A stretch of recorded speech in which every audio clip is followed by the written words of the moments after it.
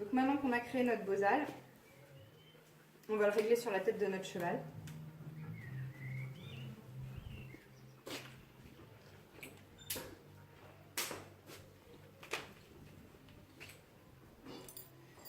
Donc en premier temps, on va passer les rênes au-dessus de l'encolure.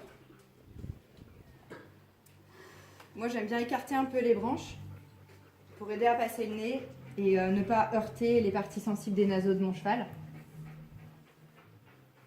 Je vais lui enfiler, je vais le plaquer bien haut sur le chanfrein. Et quand il est maintenu là, je vais passer le hanger en faisant attention à ne pas plier les oreilles. Voilà. Alors ça passe souvent assez proche des yeux.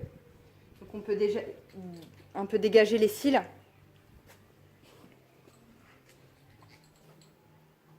Voilà. Certains bosals ont une sous-gorge qui permet de passer là sous la gorge et de dégager un peu l'œil comme ça. Alors celui-ci, il n'en a pas. Voilà. Alors au niveau du réglage, d'abord au niveau de la hauteur, ça dépend vraiment de chaque cheval, mais aussi des préférences particulières et du niveau de dressage. On va dire que plus on est sur le bas, plus la partie est sensible. Donc ça sera sur des chevaux plus fins et plus avancés dans leur éducation.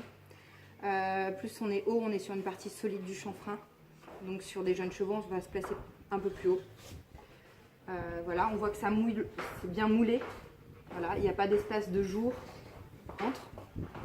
Donc le bosal n'a pas de ballonnement voilà, qui ne veulent rien dire.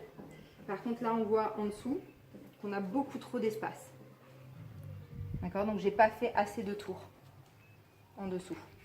L'idéal c'est que le cheval puisse avoir la mâchoire libre, puisse mâcher, qu'il soit libre dans sa mâchoire, mais qu'il n'y ait pas trop d'espace parce que sinon les secousses, quand elle va bouger, voilà, ça va donner ça.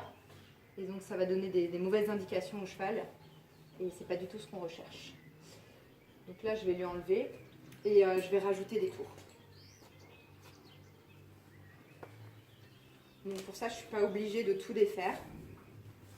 Je vais simplement défaire ma lead rope.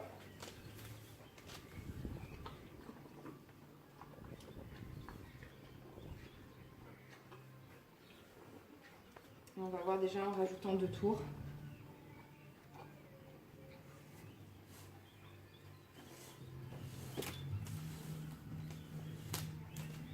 C'est mieux.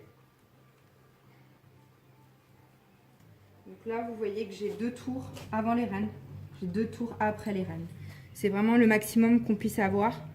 L'idéal étant d'avoir les rênes le plus proche possible du cheval. D'accord? Donc idéalement, il faudrait que je défasse mes rênes, que je fasse 3 tours en bas, mes rênes, et ensuite 1 tour pour ma lead robe. Ça, c'est l'optimal pour avoir moins d'effet de levier. Évidemment, si votre prise de rêne elle est proche du nœud, on a énormément de levier, donc une action qui est un peu trop forte. Alors, on va voir si c'est mieux. Là, c'est juste pour vous montrer le réglage.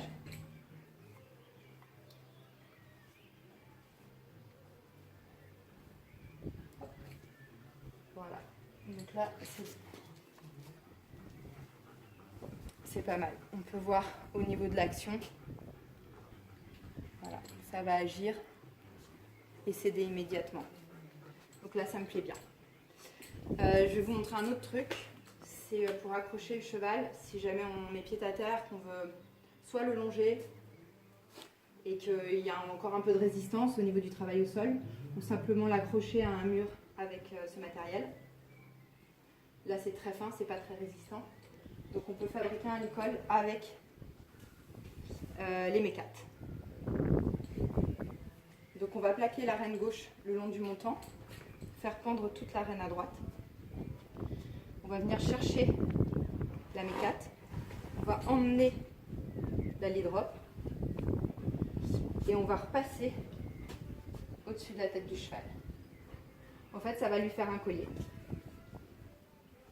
Voilà. Vous voyez la boucle ici.